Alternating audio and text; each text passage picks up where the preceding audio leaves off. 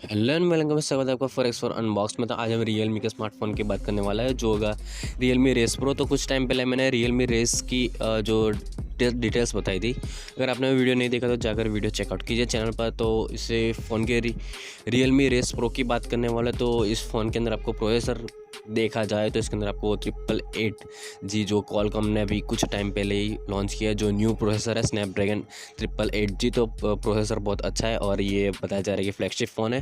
तो इस फ़ोन की हम बैक साइड की बात करें तो जैसे कि कुछ फ़ोटो इसके लीक्स हुए, आपको देखे ही होंगे अपने कहीं पे। तो इसके बैक साइड में आपको क्वाड कैमरा शायद देखने मिलेगा और फ्रंट साइड में पंच होल कैमरा देखने मिलेगा लेफ्ट हैंड साइड में। और इसके पोल्स और बटन की बात करें तो इसके अंदर राइट साइड में आपको पावर बटन देखने मिलेगा और लेफ्ट साइड में वॉल्यूम बटन।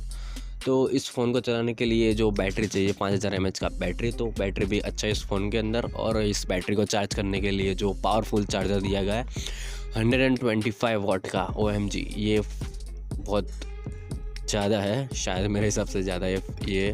तो 125 वाट का फास्ट चार्जर है, तो बहुत अच्छा है। और बताया जा रहा है कि 12 GB रैम होगी और Realme UI 2.0 पर रन करने वाला है। तो फ़ोन देखते हैं कैसा है, शायद ये फ़ोन पहले चाइना में लॉन्च हो फिर बाद में इंडिया में हो।